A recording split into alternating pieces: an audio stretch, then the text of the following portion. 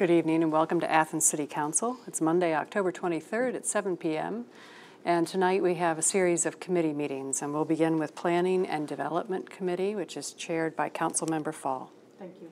First up for our on the agenda is a report from the Athens County Convention and Visitors Bureau by Paige Ellis. Thank you. Welcome. I always look forward to your report. I've deleted many slides, so I can tell you all you need to know, but we may not have to look at it on the slides. How about that? So thanks for having me. We're just going to do a quick review, kind of what we've done for 2017, and then we'll talk briefly about some of our plans for 2018, and then we'll take your questions from there. So I'm without my glasses, so some of you know how that is. Yes. Just a quick review of who we are. This is our staff, including Joel Prince, our creative director, Kristen Miller, our digital content manager, Linda Watkins, our operations coordinator, Amy Spouts, who is our new Nelsonville marketing manager, and Megan Rodriguez, who is our intern extraordinaire. I should also mention this year we had an additional intern in our office, Courtney Spice, who graduated and actually got hired on by the public relations company that we are contracted with. So we're so proud of her and excited that we get to continue to work with her. We're also managed by our Board of Trustees. Kevin Dodson with Rocky Brand serves as our president. This is a wonderful board. We meet monthly. Chris Fall also serves as our city council representative to that board. And not only are these enjoyable meetings, but a lot of creative people who put a lot of time and energy into what they do in the city of Athens and throughout the county. So we're pleased to get to work with them. Our mission statement: to enhance the economic and cultural development of Athens County through marketing and promotion of the area as a destination for travelers from outside of Athens County. People always say, well, how do you define what a visitor is? And usually we use the general rule of outside a 50-mile radius of Athens. Of course, we have some local communities that we pull from on a regular basis, including Parkersburg and Jackson and Meigs County, and some from Hocking County as well. Our bread and butter markets really are Central Ohio, the state of Ohio, and then those states that are contiguous to us that we do a tremendous amount of work and visitation through. But we are a promotion organization. People ask a lot of times what we do, and we'll clarify some of that with the additions that we're going to make for 2018. But the bread and butter of what we do is marketing and promoting Athens as a destination for visitors. Just a few notes about our economic impact. Our last study was done in 2015. We do these every other year. So the study for 2017 will come out probably around April or May of 2018. You can see how much we've grown from 112 million in visitor spending in 2009 to 154.3 million in visitor spending in 2015. This is rapid growth, especially for a county that has 60,000 people in it. So we are definitely growing. Some real bright spots in growth for us continue to be in our food sector and in our retail sector, with serious growth, 33 million and 32 million in spending and growth for them in 2015. On average, just to give you an idea, an overnight visitor spends about $354 per person compared with a day visitor of about $110. That's why we are always going after those overnight stays. It's simple math. They spend more money, and we like that. Brief overview of our lodging tax income, and just a quick math review of how our funding comes to us. There's a 3% county tax for every overnight stay. There's a 3% City of Athens tax. So if you stay in the City of Athens, you are charged the 3% for the city, the 3% for the county, and of course the sales tax as well.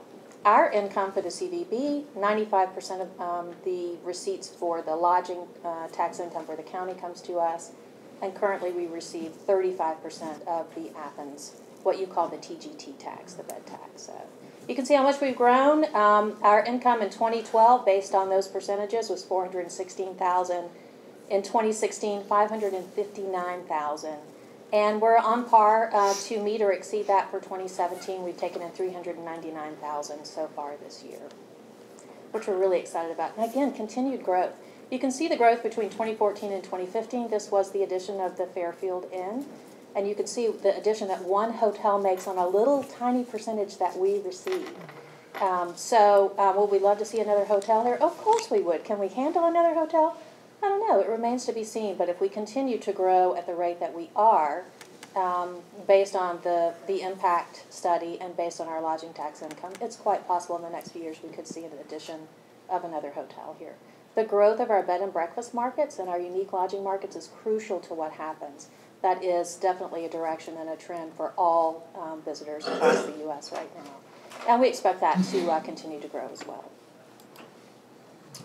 Quick budget overview based on that $525,000 budget for this year. We break it down into 3 different areas. Our fixed costs, which includes the operation of the Mansfield House, our insurance and liability, our lovely color copier that we use all the time. That runs us about $59,000 a year. Our personnel budget, including our payroll and benefits, about $244,000 a year. And then our programming, which includes our advertising, our marketing, our public relations, about $220,000. So you can see pretty good split there between the personnel and the programming. One of the things I love about our staff is that we get skills from them. So we have a photographer, we have a social media expert, we have somebody who works in Nelsonville on the marketing for there. We have somebody who manages all of our books for us. And so it's a great investment in a skill set that is perfect for what we have right now, with the exception of an addition that we'll talk about soon. All right, so let's just do a quick overview of the tools of the trade that we use for advertising and promotion. We do a lot of advertising and marketing. That's where the bulk of our programming expenditure comes from. It ain't cheap. But the onset of digital marketing and the success that we've had with digital marketing is definitely a lot cheaper than print goes for us. Print is still very important, especially in a couple of major publications that we use. But the digital campaigns that we run this year have been very successful, and we anticipate more of that in 2018. We also do a lot of public relations. This is working with media, travel writers, getting the word out through news stories about what's happening here. And again, very successful year of that. We'll give you a review in just a second. A lot of social media. A lot of people follow us on social media. If you use the Facebook or the Faceplace, as I refer to it in the office, they love it when I say that. Instagram and Twitter and several other areas as well. But for us, Facebook and Instagram tend to be the largest areas of engagement for us. And also the most fun, and sometimes we see some strange comments, which just it increases the entertainment value there. We also do a lot of print pieces, our visitor guide, our adventure guide, our maps, and our brochures, which we also engage in a lot of commercial distribution for. And then, of course, the website that we run. So for print, this year we did a couple of really big publications for us, Midwest Living, Edible Columbus, and a couple of their other publications. We also heavily invested in a magazine called Roadrunner, which is our motorcycle partner in the production of our Ohio's Windy Nine motorcycle trail map. And again, that print for us, we know when we run, it's just a third of a page ad that we run in Roadrunner, but when we do, we will get hundreds of requests for our motorcycle map. And just to give you an idea off of that one advertising effort that we did this year for Windy Nine through Roadrunner, we've probably distributed about 12,000 maps from people just calling and requesting. And it continues even today. We have another large run that's coming in now. So we do some general messaging, but we also run a lot of very specific campaigns. This year we did specific campaigns, especially from a digital perspective, for 30 Mile Meal, our new Brewed on the Bikeway product, Quilt National, which happens every other year, and of course Ohio's Windy Nine. And these are those fun ads that follow you. So if you express an interest on the Google in something, these ads tend to follow you. If you request information or you visit our website for Ohio's Windy Nine, for an example, then those ads will follow you. We also put them in specialty areas and publications. So there is some just general fishing that happens out there, and then there's some that are tied to very specific websites. And again, the great thing about digital is we can see exactly how it works down to the minute. We can see where those click-throughs are coming from. We can see what pages they land on our website, and we can see where they follow from there, whether they go to the section where they can request the map, whether they're looking at additional maps and routes, whether they're checking for restaurants, whether they're checking the date for Quilt National. So it's fascinating. It's so much more interactive than print, but again, print still very important to us. We just wrapped up a 22 travel writer media blitz over the course of the last 5 weeks. If you ask me what I've done for the last 5 weeks, it's write really fun itineraries for other people to go and do in Athens. But it's a great way to remind ourselves of the things that are really a lot of fun and the things that are attractive for travel writers to write about and the things that their readers and their consumers will react to. So right now we have, we've hosted 22 writers. We've earned about $7 million in editorial content. And just to give you an idea of the value of that, we usually look at the amount that they write, the photographs they include. Editorial content is usually 2 to 3 times the value of what a print ad is. So you can see what we could have spent $2 million in print advertising, which we don't have, but we could have. But instead, we've worked really hard over the last 5 weeks and garnered about $7 million in attention. Lots more stories to come. We've hosted the Huffington Post, and we've hosted USA Today, along with a lot of smaller blogs. We currently are hosting a really great writer from Cincinnati called The Adventure Mom. She's having a big adventure right now. She did Brood on the Bikeway today. I don't know how the weather held out for her, but Brood on the Bikeway has been a primary source of referrals for travel writers for us. We did not expect the amount of attention that that particular product would get with writers, but they wanted to come down and try it out, and the response so far has been really, really great. The most popular topics with them, again, Brood on the Bikeway and the Hockhocking Adena Bikeway, such a unique experience. Our local libations, our craft breweries, our wineries, our distillery, the 30-mile meal, and then, of course, Uptown Athens and the public square in Nelsonville. Again, we do a lot of social media. It's amazing to me the number of people who do follow us and who engage with us on a daily basis. People always say, what's the most popular thing that you can post? I'll use this as an Instagram. Joel Prince, who's just a fabulous photographer, he can make beautiful shots of the scenery, beautiful shots of festivals and things happening in our restaurants and other special events going, but it is those crisscross Miller's chicken legs that always, for whatever reason, we will get just hundreds of comments on and thousands of likes on. So our appreciation to Miller's Chicken for continuing to put out the crisscross chicken legs. For whatever reason, that's the thing that brings them in.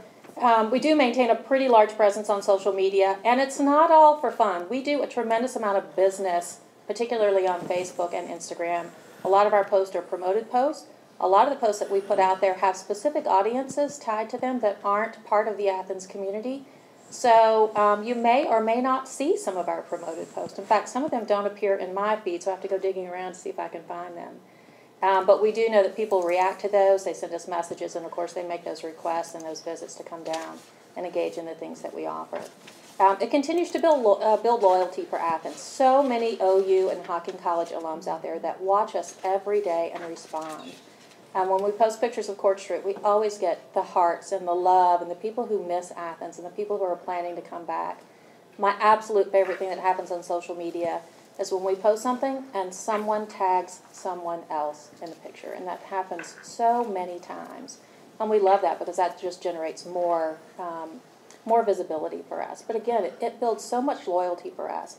And it keeps Athens and Athens County sort of in the front of people's minds so that they don't forget the experience that they had here, or a reminder that they need to come here and see what we have to offer. Our 2017 Visitor Guide, which is out right now, and I just finished meeting with Joel Prince and discussing what we're going to do for 2018, which we talk about almost every day, but now it's down to the wire of what we're really going to do. This is such a fun publication. When we create it, it has to last all year. It has to be comprehensive. You have to think not just what someone's going to look at in January or February, but what they're going to look at for August or September or November. We are just about out of the supply that we have. We produce 50,000 of these. There's a companion piece that goes with this called the Athens Adventure Guide, and we've produced 20,000 of those, and that is specifically for commercial distribution in markets that we're not currently thriving in, but that we want to be able to capture people in, including Northeast Ohio and Ohio's Amish country. Tremendous amount of visitors already in those markets, and it makes sense for us to be there to capture their attention. The Adventure Guide will get remodeled, and we'll talk about that in a few minutes, but it is getting, it's been revisited, and it's going to be targeted more specifically for the Hocking Hills. And so far, our partners are really excited about being able to tap into that market a little more. 2.8 million visitors to the Hocking Hills, and there's no reason why we shouldn't be asking for their business, and we're going to be. But this visitor guide continues to be award-winning for us. We are a finalist for a state award again this year. It was a visitor guide of the year in our budget category last year as well. So we're very proud of this piece, and you'll see it everywhere. We also manage a website, AthensOhio.com. We're typically ranked #1 or #2 in the online search results. We know that because we get calls for everything.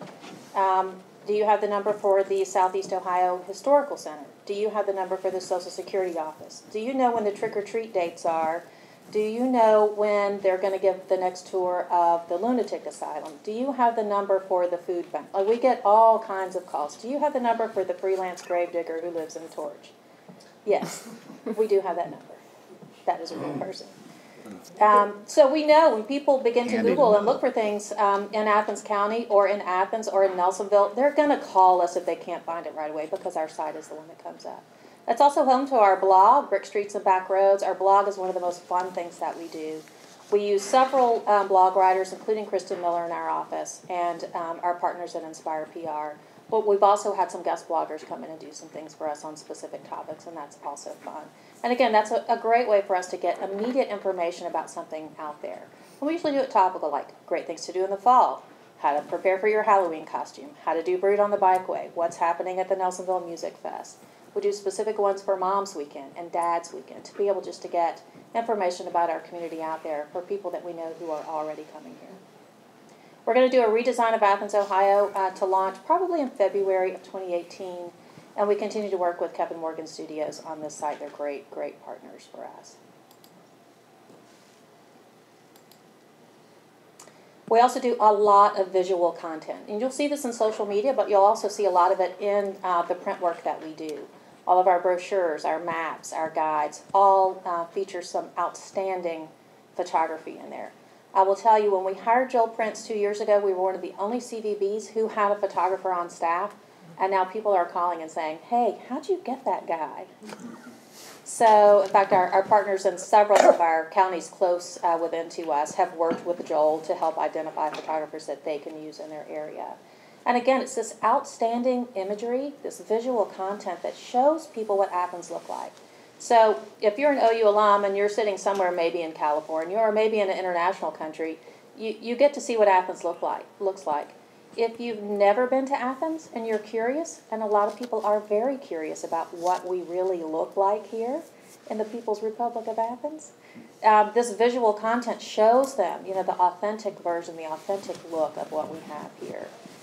We also use a large site called Photo Shelter that has thousands upon thousands of photographs in it that Joel captures for pretty much everything that he goes to. All the sites, all the scenic beauty that we have, all the events that we have, a lot of great characters and people that are here, and this is fantastic. I had a request today from a writer with Tourism Ohio to feature for their holiday promotion that they're doing for the state, and she needed photos, and I was able to send her photos right away, and that is huge for us to be able to have that.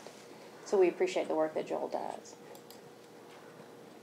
We also did a lot of special events in 2017. This is really important for us to keep up with these special events. Not only does it bring visitors here, but it's a chance for us to capture great content and interact with people on social media as well. Many of these events are also recipients of the grants that we offer. The OU weekends continue to be big for us, but there's some other really big things that happen during this time. And some growing events as well. The Nelsonville Music Festival continues to grow. Ohio Brew Week, still the best week ever in Athens, even if you don't drink beer like me. It still is a fun week to be here, and we see so many people organizing their reunions or organizing their conferences and meetings to be able to come and be here during Ohio Brew Week. We're so pleased with how it went this year, and we're looking forward to next year being really very good. So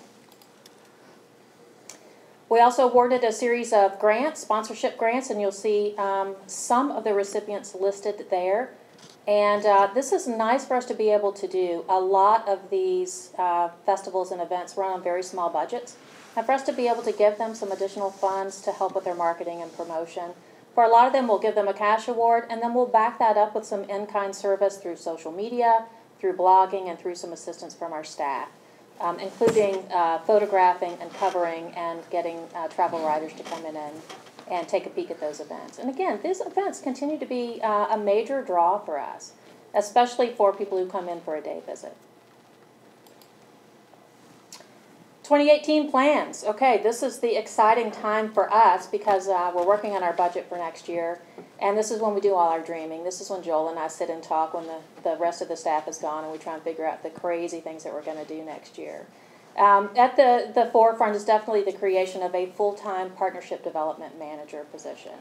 And we're looking at this particular position to kind of help us bridge the gap. We are a promotions organization, not just by choice, but by the Ohio Revised Code. They have a very specific definition for a Convention and Visitors Bureau.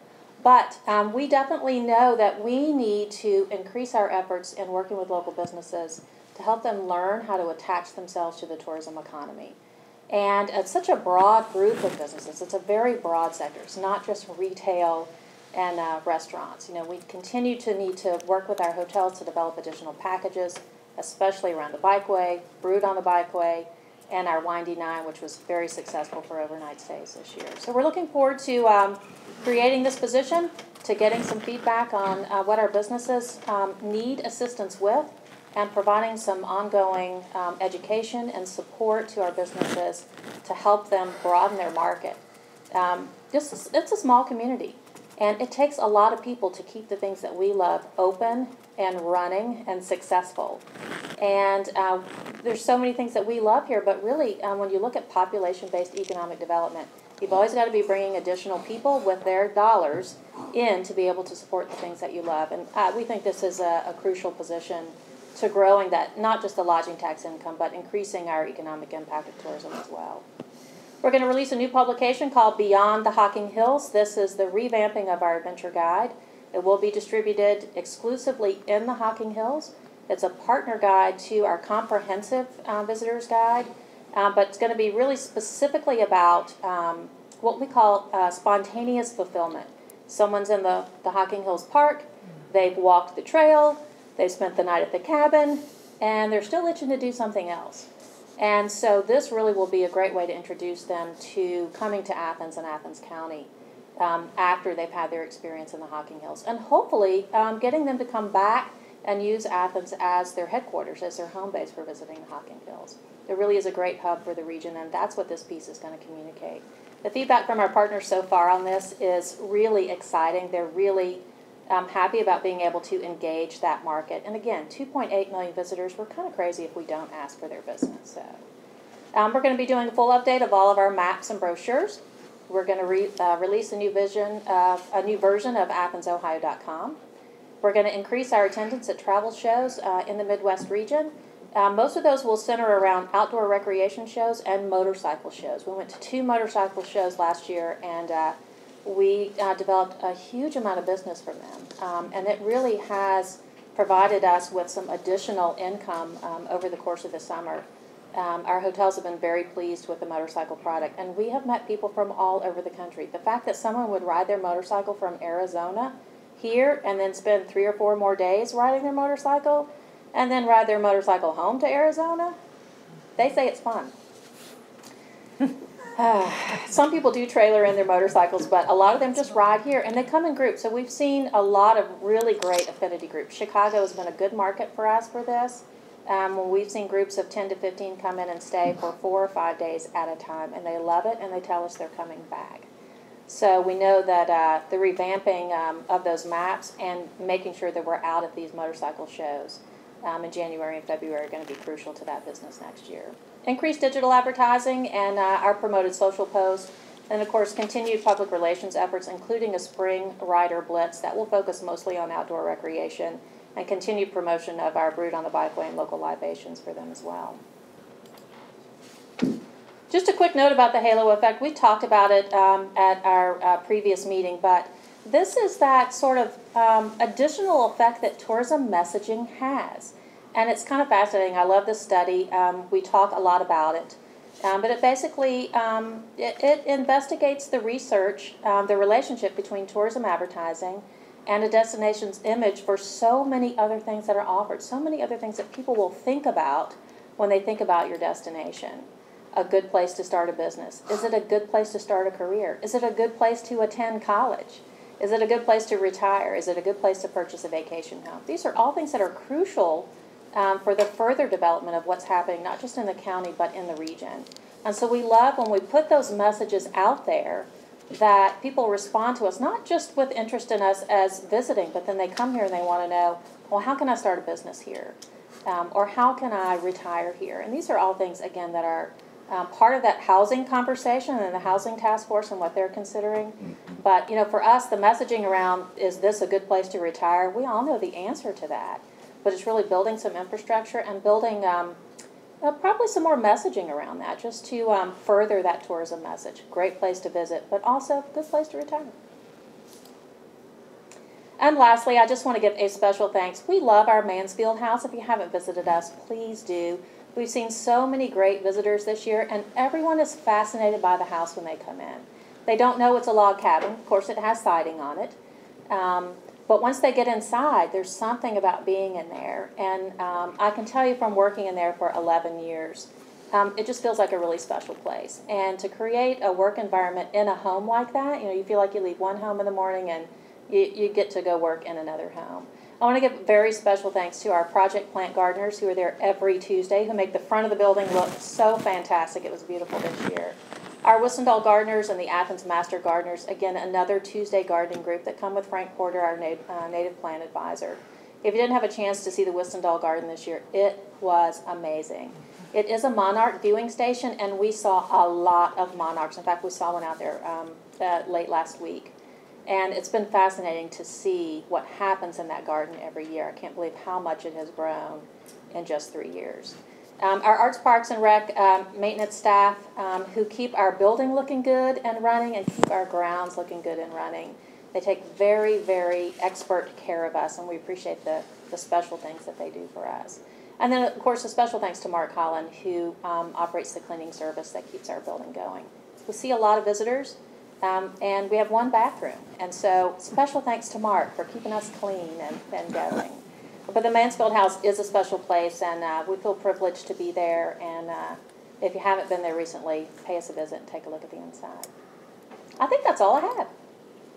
There we go. Thank you. It's always enjoyable to have you come and tell great stories about Athens, and we appreciate your work. Sure.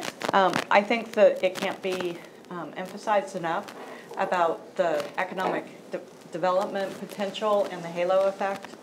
Because we've talked with the Economic Development Council and looking at how to increase viewership, I think, is a really good way, because we know that one of the ways that you do economic development is that you have people who want to move here, and you have the quality of life issues are really important, because nobody's going to come and start a business if they don't, if it doesn't have parks, doesn't have programs and those, music and cultural events. And so that's really important, because that promotion seems key to what goes on in the city. And we're such a unique community in that we're relatively isolated. We're not a suburb of anything.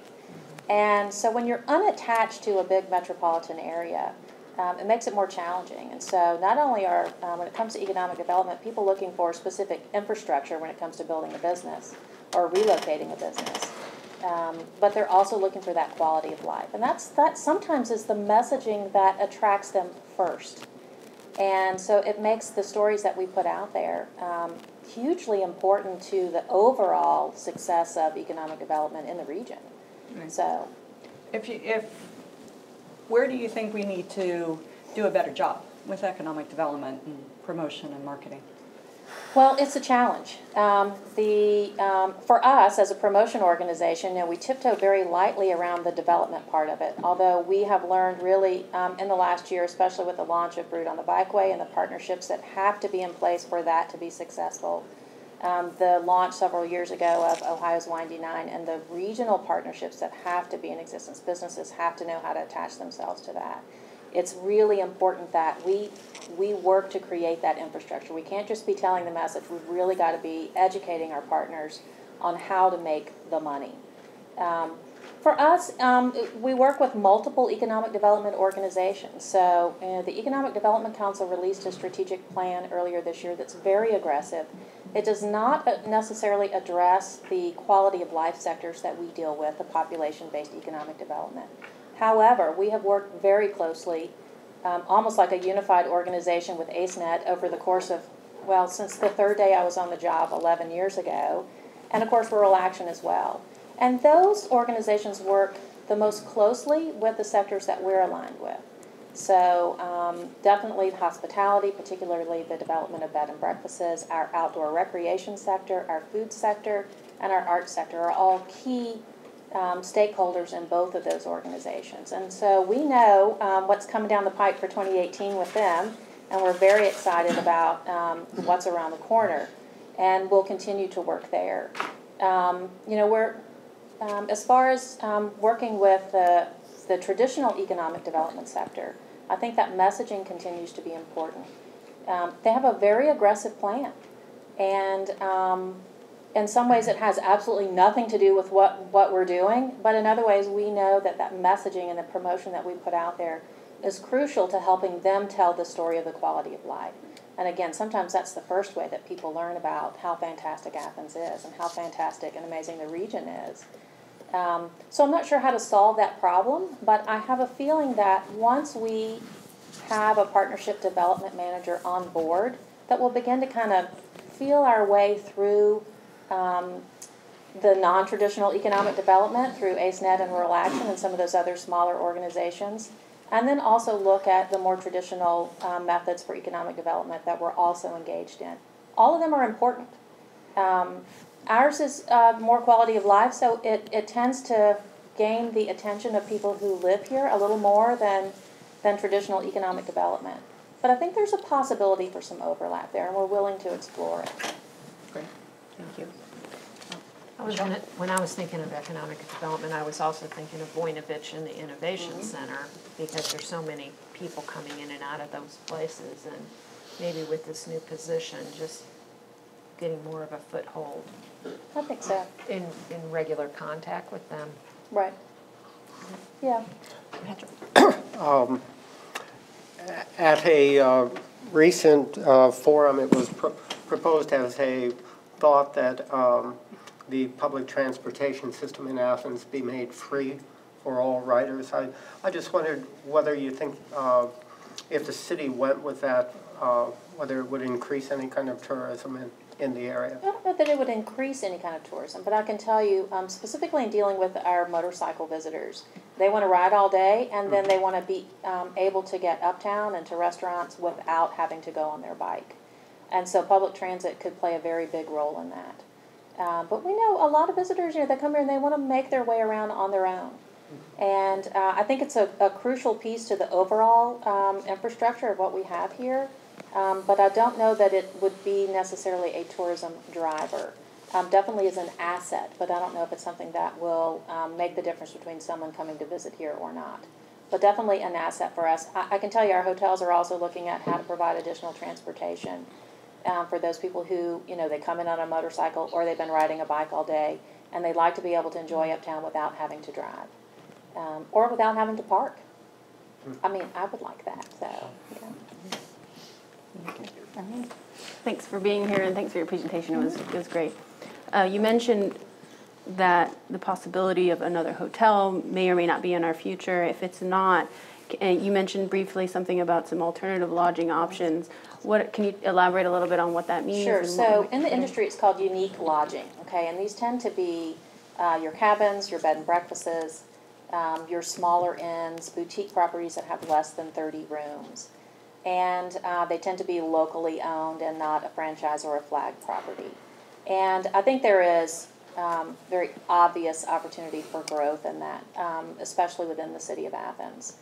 We tread very carefully when we talk about the Airbnb concept. And just to be clear, Airbnb is it's an affiliate program. It's a marketing opportunity. And it's a great way that a lot of our properties that are paying their lodging tax and collecting their sales tax and doing all the things that they're supposed to do that are great, remarkable places to stay. They use it as a marketing tool for people who are searching.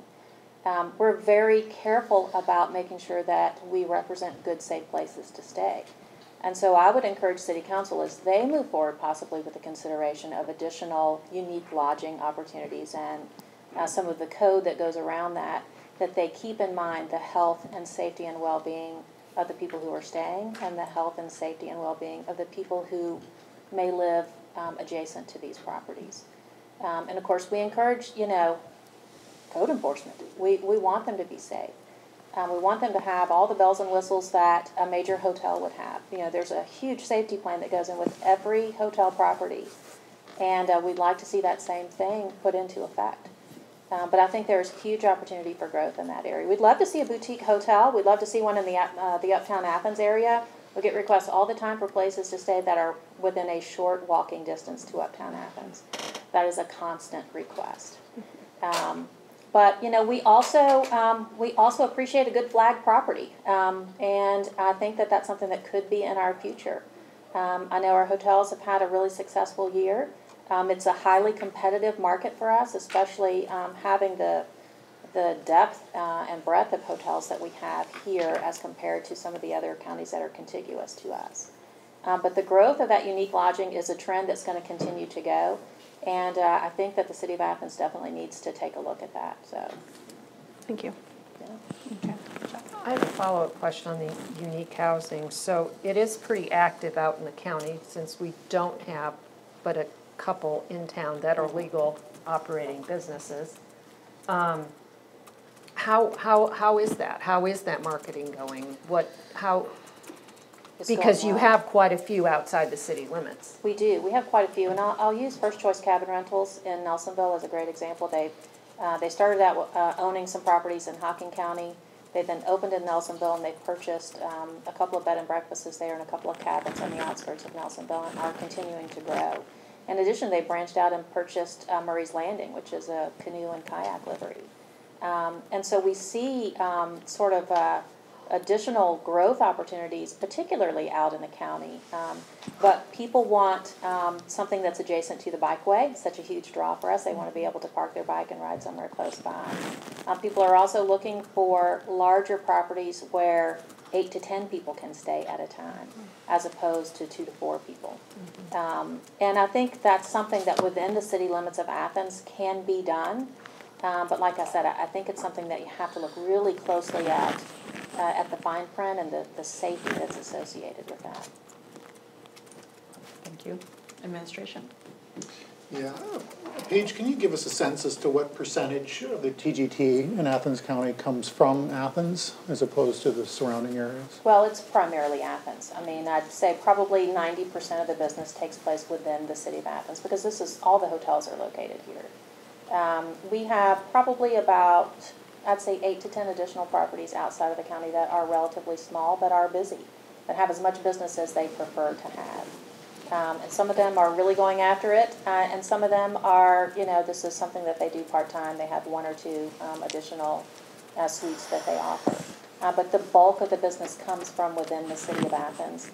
And the bulk of the attraction that we have, people want to stay in the city of Athens because of the infrastructure for tourism that's here. So not just the lodging properties, but the restaurants, the craft breweries, the bikeway, the university, that kind of thing. So yeah, definitely, I mean, the city of Athens is the place for sure. And it is regionally as well.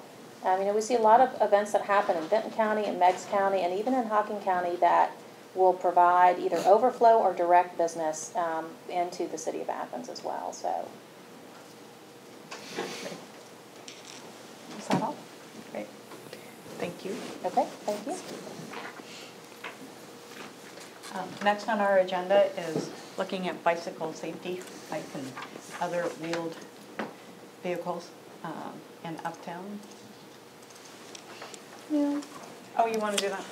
Oh, sorry. You skipped one. I'm just like skipping along here. Okay. Well, and this is really exciting because we've been working on this occupancy poster for quite a while to get rid of the dreaded tenant-landlord form, which everybody hates. And we get complaints all the time. And it's also a big, giant time suck for a lot of people in the code office doing the paperwork. So you have an update on it. to provide? Basically, my walk away and talk from the last 2 times that this has been discussed is you asked for some additional and light enhancements. And Scott Thompson has indicated, maybe Ryan's going to tell us, that he can, whatever it's defined, he can develop the QR code. Debbie, I don't know how else to say it, or that you wanted added. But we're pretty set on this as it is. The last few tweaks are probably, if we're going to say extremely important, we would say extremely important on every single item. Because the reason Code Office put that in as emphasis between refuse and litter is because that's what the majority of the tickets are. But noise and nuisance are just as important. Right. So. And they're ready to, put in their budget for having these printed, developed, and then laminated, and then sent out with their rental permits, and effective January 1. Will council be able to get a copy to review that? It should have been on. It should have been, but I might have dropped that. Absolutely. I don't think it's on this time. It's not on the drive. Okay. Well, Debbie will put it on the. Okay. Again, the primary points are identifying the maximum permitted occupancy, front yard parking, trash and recycling, and receptacle can placement, recycling litter, accumulation of refuse, trash tickets, noise control, nuisance party, animal control, and then code enforcement. It's entitled to enforcement provisions. I think this is really important because for so many of tenants, they're under, there's misunderstandings that go between like the tenant and the landlord. One of the ones that I see a whole lot is the garbage cans have holes and no lids, and then I asked the students and they said, oh, well, we were told that we had to buy our own garbage cans. And that, from my understanding, is not true. So. That's interesting because we sometimes get those conversations about lease provisions. And I'm not the attorney, and I know there's 2 in the room, but they can indeed put in there that you're responsible for maintaining either snow removal or mowing your grass and providing. But I think that going forward, we need to really look at those because is it reasonable for people to buy a lawnmower to mow the grass? I think personally, I mean, mowing the grass, it's like upkeep of the property. BP or whatever, Marathon, whatever it's called now. They have garbage cans. They don't say, that's provided as part of the business. They take care of the refuse that's on. So if you look at landlords as a business entity that they have to take, because I've gotten lots of complaints because garbage cans and refuse piles can be a health hazard. So I think that we need to maybe tighten up the language and look at it so that people know what they're responsible for going forward. So. And we still would like to start at least a pilot project in the city of uniform trash cans. Yes, that would be because great. we still have money in that garbage. Because I think that the blue bins have been so successful that going on and doing whatever other color bins, as long as they're like tiny. So, is open fires on there? It's not. No, it's not. That's a good one, Dad. I don't recall that before. Yeah, open fires, and then, so the... There are no open fires. I don't say that out loud. No open burning in the city. You just mentioned it. I lost my train of thought there. Garbage. Snow removal. Snow removal. So I think snow removal is really important because for so much of the time during our snowy time, students aren't around, and it should be understood that somebody takes care of it. I could maybe lessen a little under animal control and squeeze this. Right. And just kind of reference the code section. So that, now I recall what Scott was saying is once we identify the address, then we can create a code because so you hit that and it'll go directly to city code. Or we make a bigger poster. Yeah. Can't get much bigger. It's good size. It's going to cover the wall. It stands right. I'm not sure if parking should be, or a section you could mention parking and then go to a website to talk about parking. front I get yard all- parking got it all in is there? on here. I Okay, mean, yeah. that's one of the top ones. And if you see those overflowing trash cans, that's the other thing I want to say, call us. Right. Use the Athens app, public source. City source? City Source source. is great. Right. It also has a line in here, a blank line that'll be filled out when these are issued for the regularly scheduled pickup days for trash and recycling, which was That's great. purposeful. Yeah. Because those, as everyone knows, those days are different across the city. I mean, we can add more, but just be cognizant of how much we already have on this. Question about snow removal. Do we have a place on that form, just so we don't take up more space, that refers people to what our guidelines are when students leave for the semester? So what if they leave and it snows 12 inches? Who's going to clear the snow? Is that somewhere on our city, is it in our city code? Who I takes believe care it of would it? go to the property owner's responsibility for that. And that's how Believe. code reads, is that it's the responsibility of the property owner. Now, whether a landlord passes that on through to those who are renting, which is likely in some, well, I imagine it is in some cases. I don't know, I can't speak for all, but. I think those sort of issues we've come across over the years, and maybe what the next step after this, and we get rid of the tenant landlord forms, that we look at some of this code, because we've had problems with snow removal. And, you know, if it's passed on to the tenants and the tenants aren't there, they don't necessarily know who to call when they're not there, you know. So I think that for safety reasons, that some of those issues need to be revisited. So maybe in the new year, when we, you know, have a new, before, so. I agree with everything that you're saying. I mean, I see the same thing when during spring break or holiday seasons where a trash can gets rolled out and is left there and it sits there for weeks on end until they come back. Yep.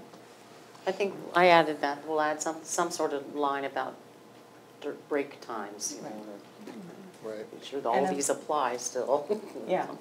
Well, and if next year when we see how the project is going, and then maybe look at some of the code that's been brought up through this process. So, Aaron? Patrick?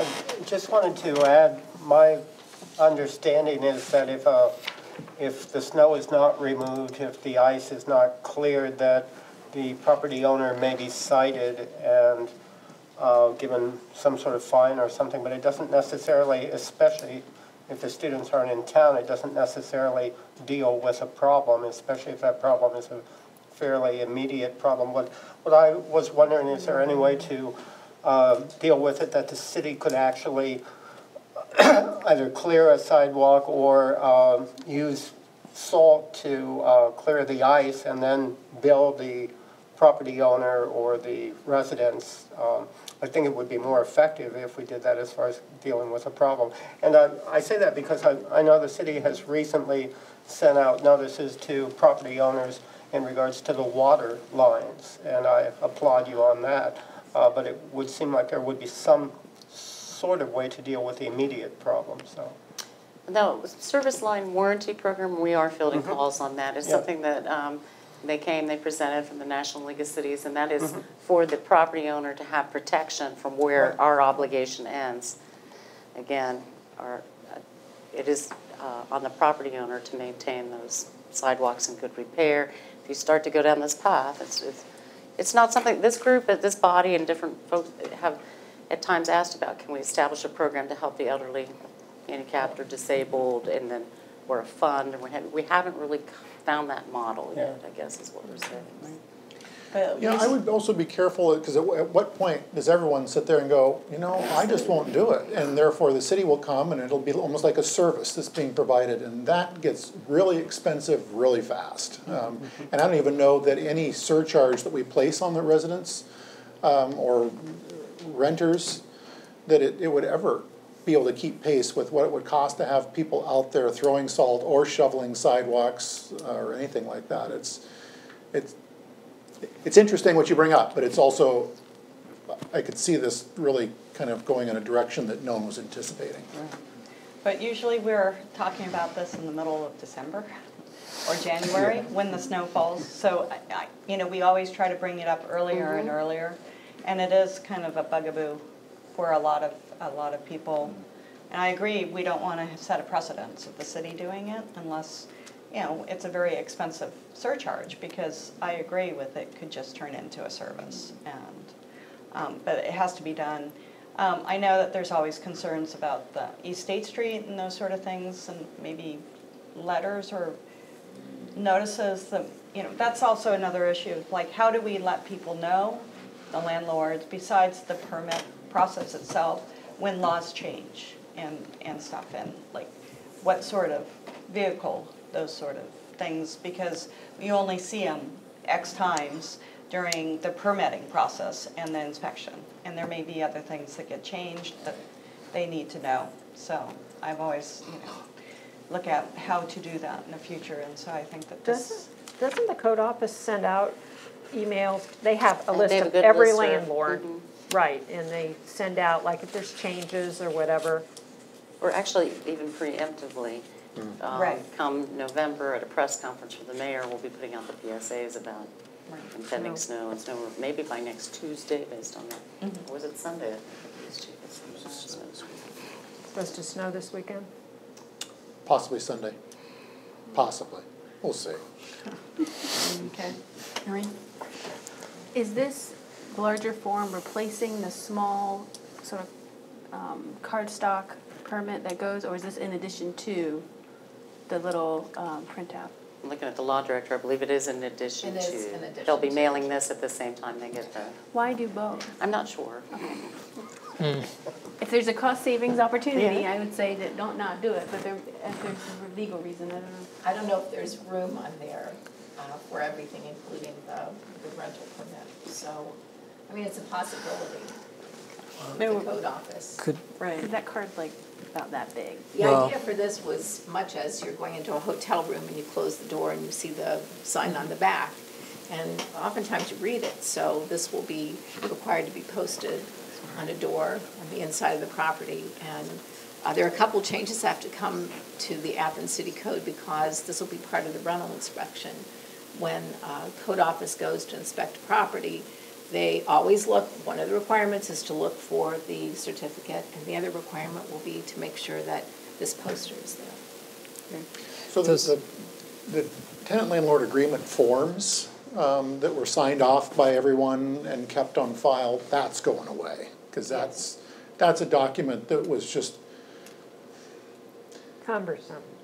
almost useless. It never did the things that it was supposed to do. Right, yet it created a lot of labor Besides eating your annually face. to sit there and shred for weeks.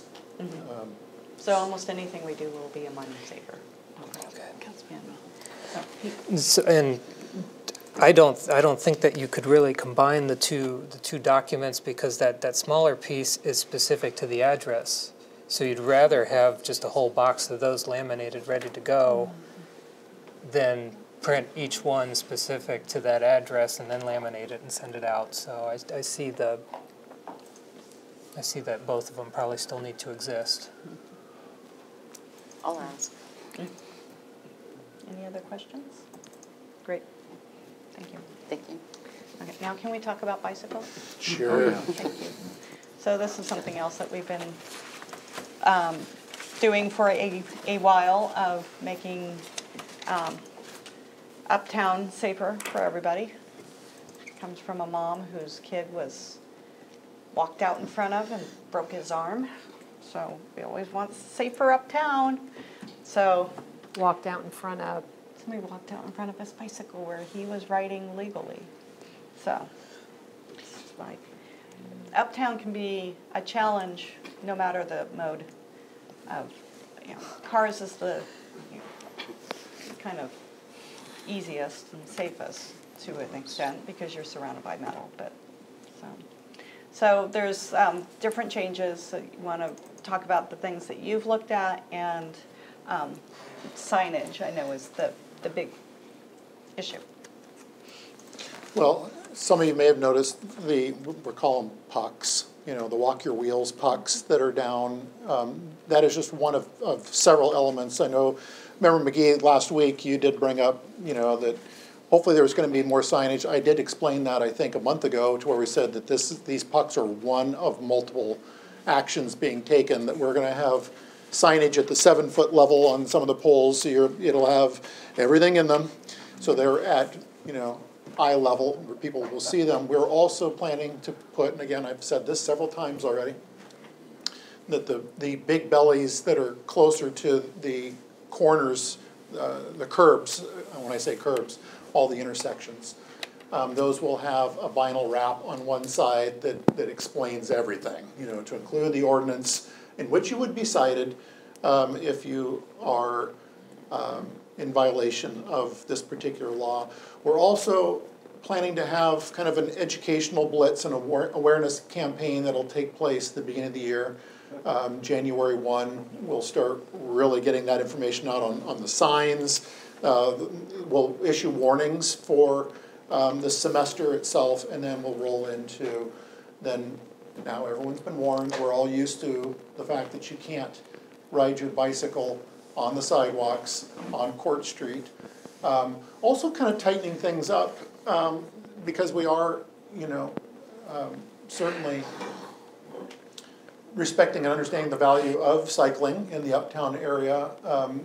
If you notice, you'll see where the pucks are placed for Carpenter. I think there's a couple on Carpenter, but certainly for State Street, Washington, and Union, we've put the pucks at about mid-block on those streets. So they're not all the way down on Congress, and they're not all the way over on College Street. You know, because of the guidelines, you can transition on those sidewalks, but once you get onto Court Street, you can't. We've also placed them on both sides of all the alleys.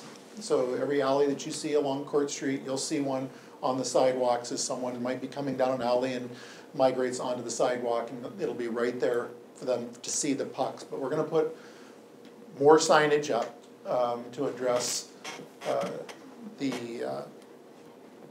all the legality of being able to implement this. I don't know if you want to add. What the mayor was speaking to is actually shrinking the restrictive area, because right now it encompasses all of College and all of Congress, and that makes no sense. And it does that. The idea was our high, intense, heavily pedestrian areas. So, trying to get a little more bike friendly. So that's that. And then well, and also there's about jaywalking, because I think that's an issue, because at night when people come out between cars, you know, to like run across the street, that's so dangerous, because my experience is a lot of them are not paying attention, and a lot of them, it's just, I think cell phone cases should be like bright neon reflective colors, because, you know, they're holding it, at least they would be seen. So, you know, having the person who made my kid break his arm was jaywalking out between two cars, and he dove. He didn't want to run him over, so he, you know, and it could have been a whole lot worse. And every day I see people, especially at night, and it's just really scary. So I think that's something not only uptown. We've had people, you know, email us and stuff about some of these issues. So I think that people just need to remember that they need to pay attention, because not everybody can see them very well. So, other questions, Patrick? Well, I actually wanted to comment that I think if you're going to put this imposition on to bicycle riders not to ride in this area, I think it would be worthwhile considering putting some more bike racks at the start of those areas, and maybe even in front of City Hall, where it could be conspicuous that people are actually parking their bikes and leaving them for a while, so they could come back and get the bikes. I don't ride the bike that much, but it seems to me that there are places that they could be put, and I think it would be helpful in the long run to maybe get this public awareness going. Well, that's all. Thank you. I mean, we can certainly do that with bicycle racks. I want to go back real quick to the jaywalking. You know, the big thing is changing it to an administrative fine to where the pocket tickets can be used, and they would be $30, $30 first offense, I believe, and if not paid within a certain amount of time, Five business days, is what it says here. Or 5 days, excuse me. Is this going to require additional personnel for enforcement? We don't have additional personnel. It would Yeah, enable the I know. parking enforcement to be able to issue, or police officers that are, able to witness it. What we try to do, and I think we all have, is stop that individual and say, hey, did you realize you can't do that once you get the earbuds out of their ears and whatnot. Well, I'm very uncomfortable with that approach. None of us here are police officers. Well, you have a badge, but I don't. I don't have the pocket ticket either. And I would feel rather, I'd be afraid to do that. Did you have that experience? I thought someone on council Yeah. talked to somebody who was doing it, and it was not the best encounter. It's okay to call parking enforcement, it's okay to call the Yeah, police. but by that time, they're they're long gone. I mean, I'm not going to run someone down because they're, but at the same, I guess the point is I don't have police powers. No. And I'm accosting a private citizen. Okay, yeah, they are doing something wrong, but, what am I supposed to do about it? You're not expected to, but this enables them to act more quickly than what they've had in the past, and also, again, by shrinking the jurisdiction, it can be really focused on the court streams. And this really gives powers to parking enforcement, who is, Right. they are on the sidewalks. Right. They are. Yeah. All the time, and so, and they see this a lot, and at this point, they don't have the ability, they stop them and say, you can't be doing this, but they can't issue, a criminal ticket for what's going on. Right. And that's the changing it to administrative helps with that issue. So. That's correct. Right. Yes, thank you. Now, it was a while ago, I can't remember if I was even on council at the time, but we talked about other vehicles and maybe even changed some of the wording. We were talking about things that were not supposed to be called hoverboards, but they Yes. seem to, They've burned up. they but- burned up, but that is an issue. There's still, I've still seen some. Yeah, there's a couple I've seen around a couple town. still cruising around For sure. town, and who Well, knows and what's there's a Fast, too. They coming cruise down the fast.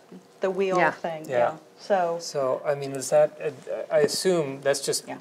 we're just going to consider it one of these vehicles, and Wheels. it's a similar, Wheels. okay. It has wheels. Okay, all right, good. it's not a true But so is a hoverboard. wheelchair, It's a I wheel. mean, there is a level of It's an electronic personal assistive device. We tried, we worked hard with the law director to try to come up to what that would be.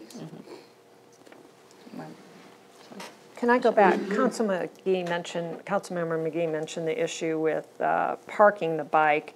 And having lived in a city once where there was a lot of biking, there was a municipal area for bikes. It was, and I wonder, is our lower level always packed with cars? Is every one of those spaces rented?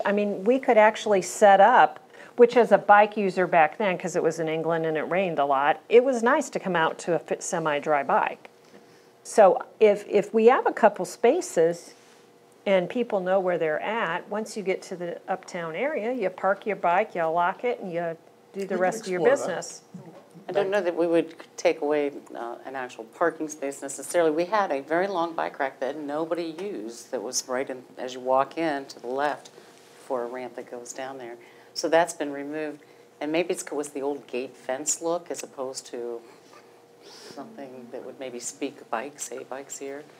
But I think we can find some space. It's a good idea. Culturally, if you have that for people, they'll tend to use it and, lock up their bike and then walk to the different places they need to go and then, Have arrows.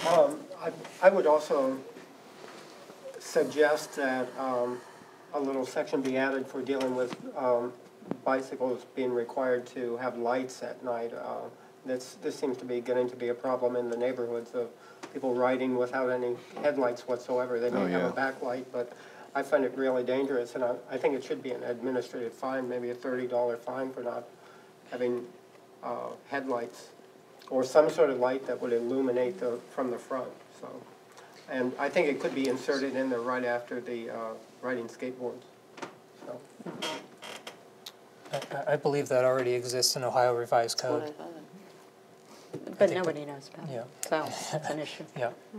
Well, so is there a way to add it to our code to remind people, or how does that work? If We it's follow just- the Ohio Revised Code as it is, being a statutory city, so we'll just have to look to see. I don't know that it really applies to what this endeavor is speaking to today. And to make it a civil fine for something like that, I mean, that works well with parking enforcement being able to help, so we have Right. more people on the streets that are able to cite, as opposed to something you're speaking to, which would be at nighttime when parking enforcement isn't working. right. And therefore, I think to keep it a criminal charge to where it's a vehicle, and if that vehicle doesn't have lights and a patrol officer is driving along behind them, they could pull that person over and cite them for, illegal operation of a vehicle without lights. So, any other questions? Another project that's coming ever closer to being finished. Thank you. That's the end of my committee. All right, we'll move on to Finance and Personnel Committee, and Councilmember Reisner's chairing. Thank you, Madam President. I have 3 items. The first on our agenda is the Athens Community Television. We have a presentation to be made by the director, Matt Green. He's in the audience, and this has to do with the contract renewal. We do this every 3 years. So take it away. All right, I won't take up as much time as Paige did. I didn't prepare that much. I plan on coming back after the end of the year. So real quick, I sent out an email. I'm not sure it got to everyone or not. Just a quick He's got it up. snapshot. What's that? He's got it up. All right, way to go, Ryan. All right, so I'm not here asking for any capital improvements or anything this year. I've been in contact with the Service Safety Director. Everything we have currently is working for us.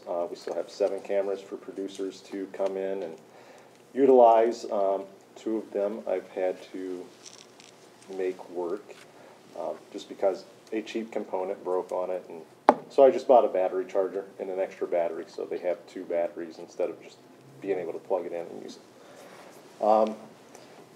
One thing that I could see us potentially needing in the future are computer upgrades and possible software upgrades for our editing machines.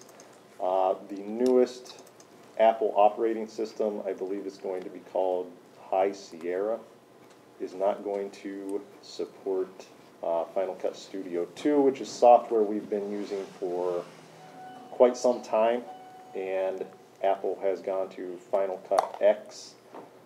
It's a whole different ballgame. I have not made myself learn it. I don't want to, but I think I'm going to have to. So we'll either go that route, or we might look at Adobe products using Premiere Pro instead of continuing with Apple software. The computers we have are approximately, I think they're coming up on 3 years old, and they're still doing fine. There's nothing wrong with them. It's that operating system update that would put our current software out of date that might be an issue. So within the next year, I just won't update our operating system, and we'll be safe. If we go with new Apple software, I'm not sure the iMacs that we currently have will be able to keep up with the demands of the new software program. So there are some options to try and figure out the best cost to deal with those changes. Our playback system that keeps us on the air, we've been using for close to 10 years. It's on 24/7 all year round. It's running Windows XP, which is no longer supported, but it's doing its job.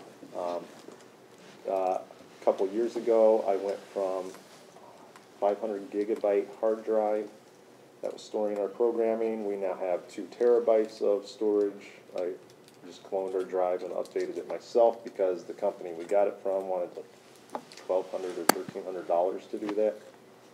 I think I spent $250 on a hard drive and figured out how to do it myself. So, let's see, a few other items here. About a week and a half ago, we got a new OU work study student. It's the first one we've had in quite some time because we're a little out of the way from walking on campus to get to us, but he's been there for about a week and a half, and we're going to try to utilize him with his class schedule during the day. He's going to try to cover some special events and stuff in the evenings, so I think that will help, you know, get some more exposure for public access out there in the community, whether it be something happening down at the community center, up here on Court Street, or, you know, going to Alexander to, maybe there's an art show or something going on, just different things. And he does have his own transportation, so we'll make it nice, and we'll see how that works, and maybe he'll get some other students involved. So like I said, no real needs at this point. Our contract expires on December 31st of this year, so I was just looking to see if we could renew that for another 3 years, so 2018, 19, and 20. And then what we have up here, just a comparison of all of last year through 10/17 of this year. 3 new members were pretty much on par as the same average for everything down the board, maybe surpassing some of those this year. 643 equipment rentals. We had 362 producer visits with over 1,300 hours, which is close to the amount of hours last year, so it kind of shows that our producers are spending a little more time per visit in the studio. We've had 349 playback requests, which is all locally produced programming, and then some regional stuff, and then a few things we get from out of state. I believe Mayor Patterson was interviewed for a show that a gentleman produces from Massachusetts. He's a talker, isn't he? He's a talker. So was I, though. And so that's given us 330 hours of programming, and our online viewership, I don't think we're going to break the amount we had last year, because we had one program just kind of take off and garnered a ton of views for whatever reason. Had like over 6,000 views for one program. So. But we're still doing pretty well at 10,000 views this year, and a little over 2,360 hours watched online, just since January 1 of this year. So that's pretty much all I have. I can answer questions or comments. Or I have one here. Has to do with Section R, Board of Directors. yes, Okay, I'm one of them. right. But what I was noticing here is that there is nothing in the contract that specifies when the directors meet or how often or under what circumstances. And it doesn't really cover how the board would be constituted if someone left. You know, how would you replace someone? Mm-hmm. So my suggestion is, before we I can go get after you a new copy. contract. I can get you a copy of our bylaws Mm-hmm. that were set up when we set up the nonprofit. So I can email those out tomorrow. Okay. I'll have to scan them and then email them out. Okay. And that has all of those stipulations written in there. How often the board has to meet, and I believe the bylaws states 1 year, or once per year. And then it goes through, you know, terms and how long those terms are, and what to do When was the last time it met? it's been a while, Jeff. I was just thinking. I've tried to set up a few meetings, and I've always had cancellations to where we would not have enough people. What would be a quorum? There would be 7 total on the board. So we need 4. Yeah. Change the bylaws, make it 3. Well, you can. I mean, there's no law that says what a quorum is. It's what you define it to be. And as long as everybody agrees that's what a quorum is, then fine. Right. I believe. But you need something that's workable. I believe within the contract with the city, it states how many board members there are to be. I don't know what section that is offhand. It says 7 members. Okay, 7, yeah. So, yeah, that is something I need to, I've contacted a few people. I have not heard back from them to see if they want to fill vacant positions. And, you know, it's something I'm trying to Right. tackle. But yeah, you are one of them. Well, I'm a quorum of one. Well, if I'm there, we can be two. Well, that's, who else can we drag in? Well, it's fairly prescriptive in who they'd like to represent it. So Yeah. maybe just this is the time to kind of reinvigorate as you go into a new 3-year and. Yeah. I agree. Yeah. We do have. A good kick in the pants doesn't hurt anything, you know. No. We do have, I'll go ahead and say their names, Tyler Wind. He's actually currently an OU student again. He wasn't for a while, and then he went back to school. He does a lot of work with Gridiron Glory. He was a past intern. He's listed as being on our board. Last time I tried to have a meeting, he was coaching high school baseball, and he canceled on me. So there are people involved. Just trying to mesh those together. And within our bylaws, we can also, we don't physically have to meet. We can, you know, I could write up a piece of paper, and as long as all board members sign it, it's as if we had a meeting. So. Just out of curiosity, who appoints to the board of directors? When we first started, it was, you know, I asked people to volunteer, and they volunteered, and then some have stepped down, some have moved away. So as far as appointment, it would be the board of directors, the board of trustees that would appoint new members. That's how I would understand it. And they serve 2-year terms? 2 or 3 year terms, yeah, within our bylaws. 6 years. 6 years. Whichever is greater. Yeah, 3-year terms. Yeah, if the contract goes 3 years, it would seem like it would be 3-year terms. Well, it would be 3 years for some, 2 years for others, so there's not a complete overlap of. Okay, that's in the bylaws also? Yes. Okay. Questions from, yes, member? I have 2 questions. Yeah. How many staff do you have, and what's your most popular program typically? I am my staff, other than community volunteers. I'm not sure if you're real familiar with public access. Anybody from the community can come in and make their own television show. So that's where most of our content comes from, is just community members wanting to create their own TV show. So I am the only staff. However, we do have work study students and, you know, community producers that volunteer their time as, you know, kind of help out around the office and stuff as well. Most popular program used to be Big Jim. Local sporting events that have been produced in the past have been very popular.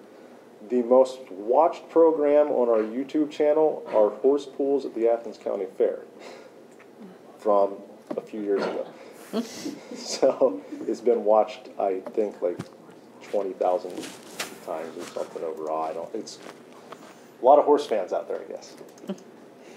Thank you. So. Other questions? Administration?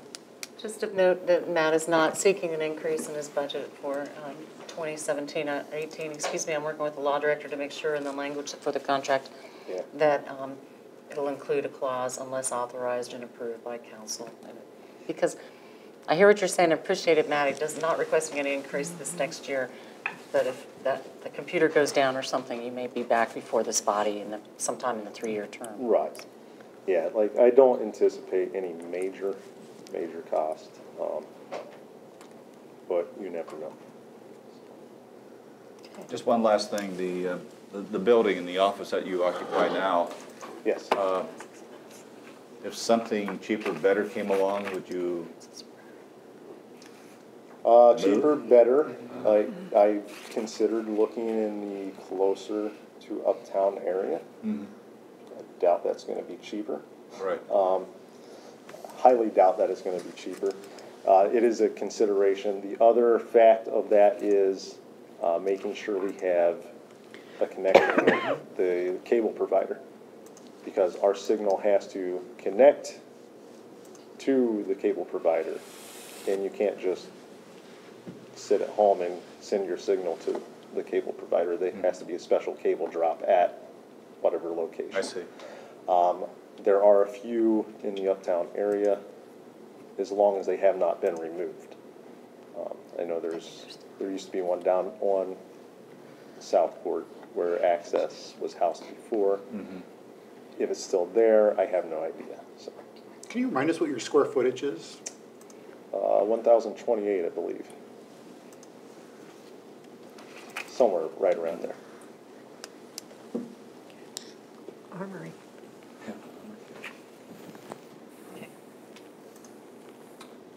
I don't have any more questions. Anyone else? Okay. Well, thanks a lot. All right, Appreciate thank you you. stopping by. Oh, goody. Next on the item is 2018 budget. Who has the courage to go first? We do. Yes, We it's all really not do. even a courage We're all issue. together. We have, that's our budget item. Yeah, one of the things I want to bring up, I know we spoke about this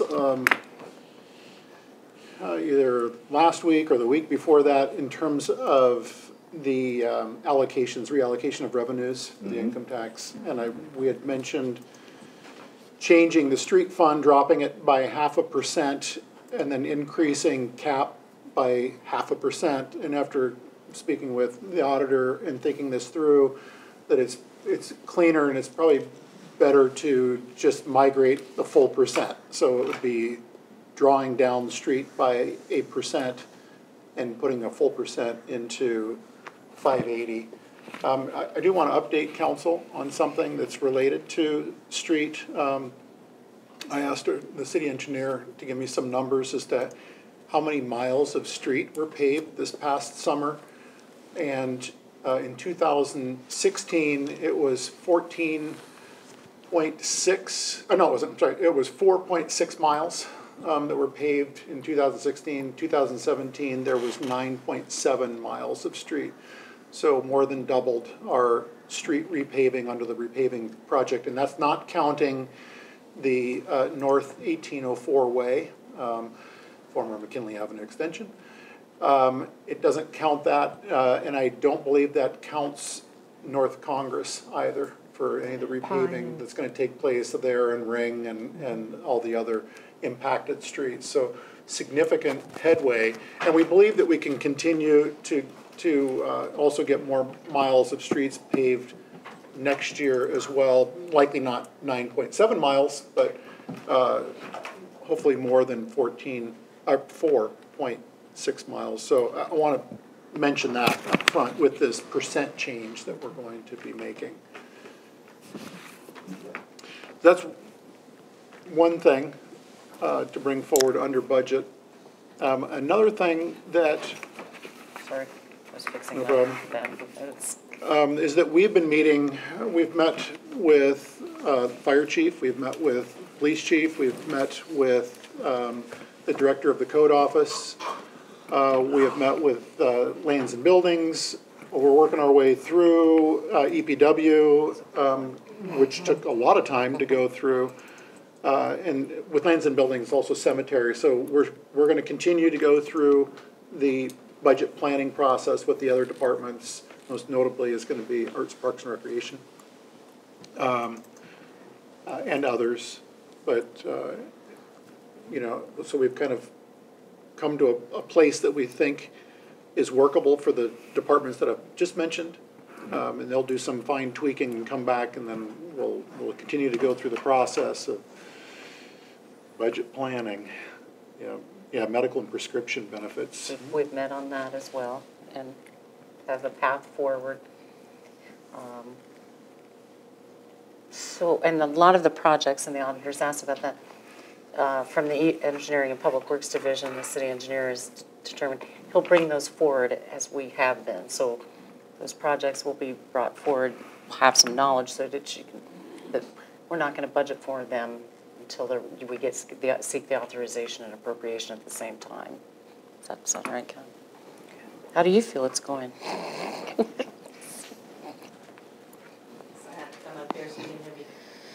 think we're doing fine. I feel like I'm the one that's a little bit behind, although my office has done a good job.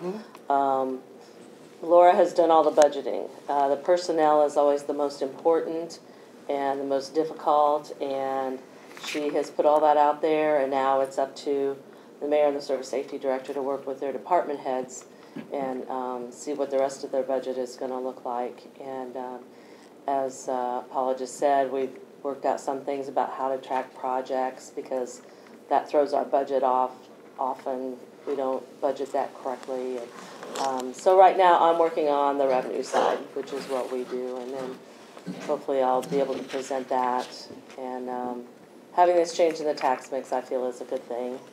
And it really does work better for our office as far as tracking, and for people who pay their taxes late, and we have to go back 3 years, and you've had 3 different tax rates, and then we divide it among all of the departments listed, you know, in the tax ordinance. It gets pretty complicated, and to do that with 0.5% would probably be more problematic. So either way, I think it'll work out fine for the city, and it's probably a better idea to put 1% in there. 1% of 85% is only so much money per year. So anyway, I think we're doing fine. I think the other side is the revenue side, which is my side. So hopefully we'll have that for you all soon. But yeah, I think they're plugging along, and November's almost here. So that's all We have a timetable. Yeah. And we think we'll need it. So.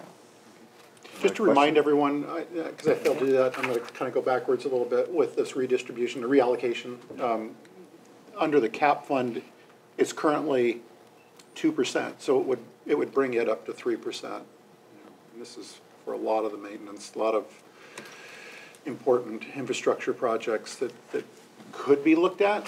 One of which is that we have, it's fine now, but a 10-year-old microwave link system in the city of Athens. And again, one of several things that could be done is that we could possibly explore fiber, city-owned fiber, through this particular fund line to literally hardwire a lot of our infrastructure throughout the city with fiber. Member Paul? I'm wondering how big of a cushion we have, given we're not sure what's going to happen with the income tax things that the state wants to do. And if that comes down, then they're really going to go after us, and we're going to lose all this money. How much of a cushion do we have? Do you have any carryover? Yeah. Because it's like right now going through court. You know, they're hoping to have an injunction. I don't know that I and can stuff. tell you offhand, because a lot depends on what the final, bill looks like. We will lose some money in our income tax revenue.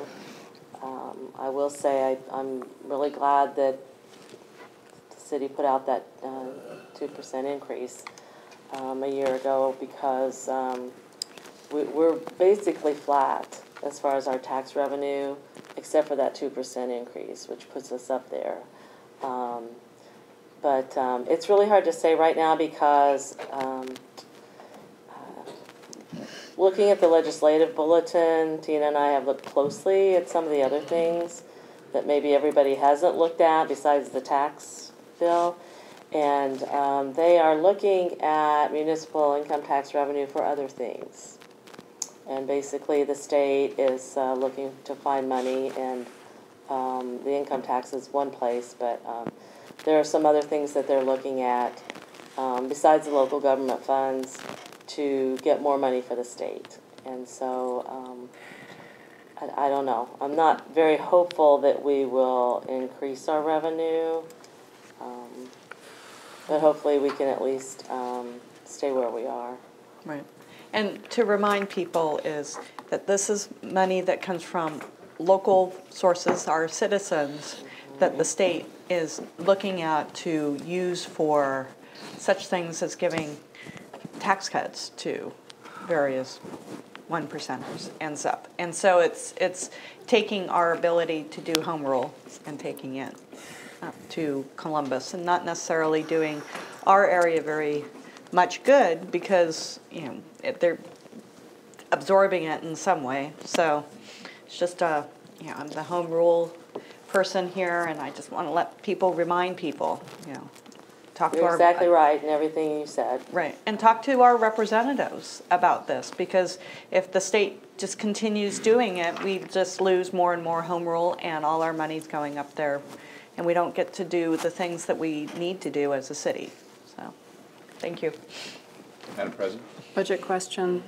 Does the income tax split ordinance need to go through at the same time that the budget's going through? Because you're going to budget for this coming year Yes. based on that. It needs to go through by the end of the year. Yeah. So we could start that, yeah. Okay. You do have, I do have one more. I don't know if the Thank you. auditor has any more. Public defender's contract or agreement, that's going to have to be renewed as council has renewed it on a regular basis. That will, the current agreement will be expiring at the end of December. And so we're also going to have to budget $150,000 for this agreement for the public defender. It's paid biannually. It's about $74,175.36 paid out in 2 installments. You'll be seeing that as well. Just a quick question, is that the same that it's been, or is that an adjustment at all? It has gone up. Yeah. Well, there was a difference in the state contract, the last we talked about it in terms of their reimbursement rates. So it fluctuates with whatever is working with the state and what they Which is determine. usually down, Yeah. Less funds. Another way that they, impact the city, because we can't not have a public defender. So that's not really an issue. Other questions? Any items brought up tonight? Okay, well, we'll be bringing these. No. Sorry. You snooze, you lose. Law Director, please. Yes, I believe it's on the agenda. It is. It is. It is. All right, thank you. But I was going to get to that. Am I too soon? No, go right ahead. Take over. Never mind. I have an employee in my office, Joyce Apperson, who is classified as a legal secretary too. And she has indicated to me that she is going to retire on December the 31st. And she indicated to me she would like to come back to the office and work. I would like to hire Joyce at 50% through the pay grade, and I'll give you some of the figures, and I have to come to council to get your direct approval for that. So currently Joyce makes $20.07 per hour. If she were to continue into 2018, she, with a presuming 2% increase, her hourly rate would be $20.47. If I'm to hire her back, the pay grade ranges from $15.75 to $21.26. So that's a difference of $5.51 in between the low end and the high end. So I can, as an elected official, I can hire it up to 25%, but what I'm asking is to hire it at 50%. So taking that $5.51, splitting it in half for the 50%, that would be an additional $2.74 an hour. So the low end of the pay grade is $15.75. If you add the $2.74, that would be an hourly rate of $18.49, 50% through the pay grade. At the present time, she makes $20.07, and again, if she were to get a 2% raise, it would be $20.47. So essentially, coming back at 50% through the pay grade, she would make nearly $2 less an hour, which over a period of time of the year would be $4,000 less for the year.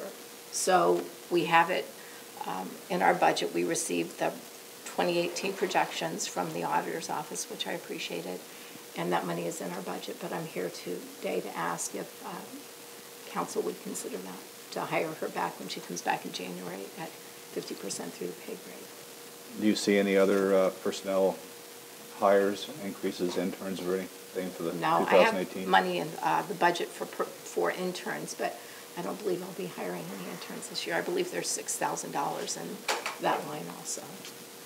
And some things I wanted to tell you about Joyce is when she came in 2008, she came in as the legal secretary too. She's the administrative assistant, the office manager, and the person who was in that role before just did that. She basically was an administrative assistant and office manager, but Joyce offered to take on additional duties, which she did, and she actually also does half of the criminal caseload. Once the cases come in with an attorney, she handles the discovery. So she took on additional duties after she was hired.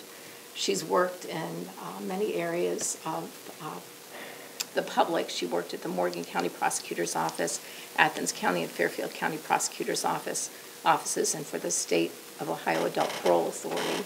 So she's a dedicated employee with absolutely outstanding qualifications. Member Pappy?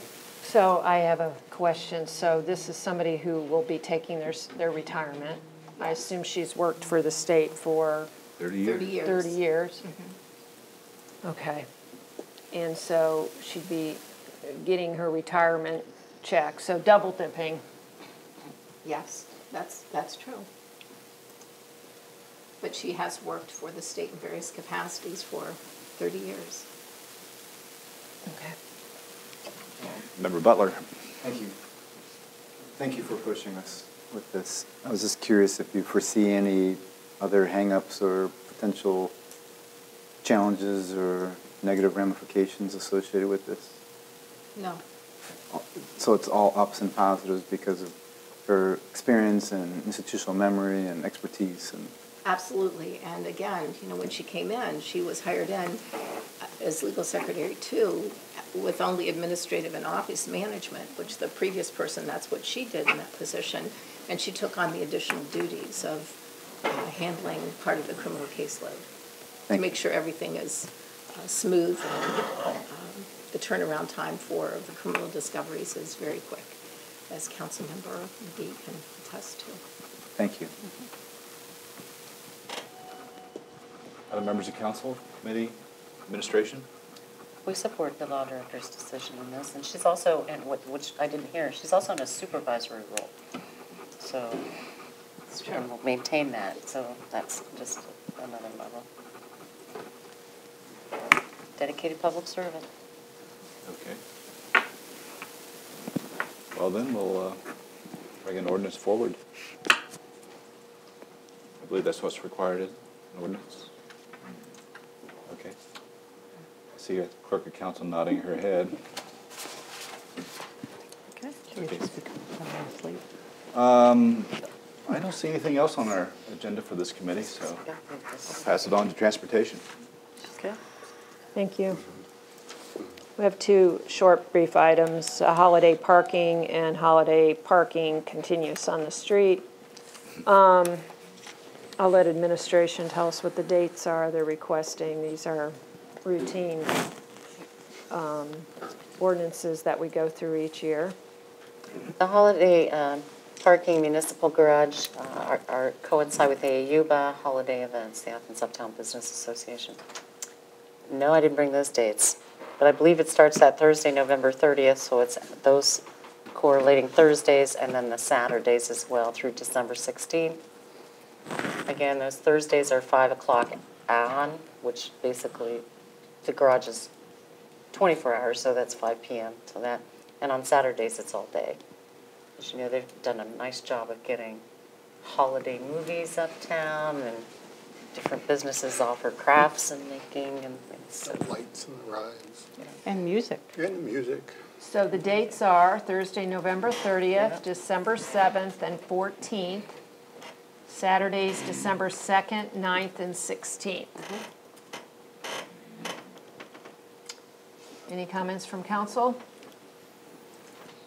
Okay. Then there's the relaxation of the 24-hour parking rule, and I do have the dates here as well. Sunday, December 17th through January 2nd. And we do this to welcome people coming back to Athens. Did I say it wrong, January 2nd? I believe January 2nd would be back in effect. Right. Okay.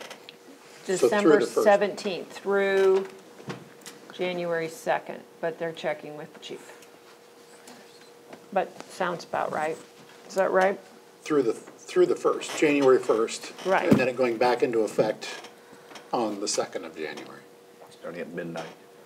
And the difference in that is that Sundays are not any different than any other day when it comes to the 24/7 parking restrictions. And, yeah, so. How does that overlap with the university when they get back from winter break? Totally, I think they come back later this year. I think they come back on the 11th. I thought so, the 9th or the 11th, somewhere in that Right. time frame. It's certainly not on the 1st of January. Right, so that people just need to realize that. So they don't come back We get a with lot a of raft students of coming tickets. back. We do get a lot of students coming back prior to. Right. You know, they say, okay, I did New Year's and I'm going to Athens. Yep. Will be parking. They just need to be, So, Member Butler, thank you. Councilmember Pappy, can you kindly remind me of we're talking about the holiday parking continuous on the street, so the second bullet point on our agenda. So what were the limitations there?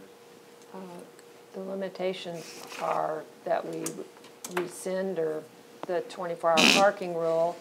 So it's December 17th through, we restarted on January 2nd, And this is citywide?